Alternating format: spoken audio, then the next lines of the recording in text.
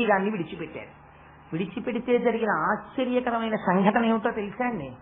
ఆ శరీరాన్ని శవపేటికలో పెట్టారు. పెడితే ఈ శరీరం మహమ్మదీయ కుటుంబంలో పెంచబడింది కాబట్టి మహమ్మదీయ ఆచారం ప్రకారం అంత్యేష్టి సంస్కారం జరగాలి, దీన్ని భూమిలో పాతి పెడతామని వారు అడిగారు. కాదు కాదు, ఆయన రామచంద్రమూర్తి యొక్క మంత్రోపాసనం చేసి హైందవ సిద్ధాంతాలను అంగీకరించాడు కనుక ఈయన్ని దహనం చేస్తామని హిందువులు అడిగారు. శవం అలాగే ఉండిపోయింది పేటికలో. ఉండిపోతే ఎక్కడి నుంచో ఒక యోగి వచ్చాడు. ఎందుకురా కొట్టుకుంటారు మీరు మీకు కావలసింది ఈ శరీరానికి అంత్యేష్టి సంస్కారం చెయ్యడమే కదా, దీన్ని సగానికి కోసి ఇచ్చేస్తాం, కొంతమంది కాల్చుకోండి కొంతమంది పూడ్చుకోండి అన్నారు. సరే పెట్టె మీ తీసి దాని మీద ఉన్న వస్త్రాన్ని తీశారు. లోపల ఎన్ని గులాబీ రేకులు మిగిలిపోయాయి.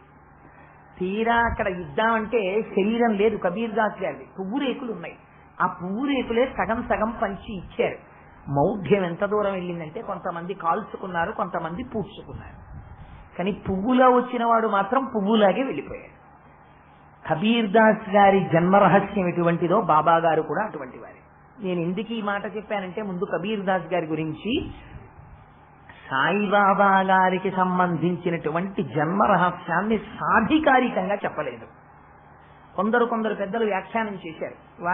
వారి తల్లిదండ్రుల పేర్లు ఇవి, వారు ఫలానా చోట జన్మించారు, ఇన్నో సంతానంగా జన్మించారు, అరణ్య మార్గంతో వెడుతున్నప్పుడు ఆకులను విడిచిపెట్టారు అని చెప్పారు. కానీ అవతారమూర్తిగా వచ్చినటువంటి సాయిబాబా గారు తన జీవితాన్ని తాను ధృవపరుస్తూ మాట్లాడిన సంఘటన ప్రకటంగా కనపడలేదు.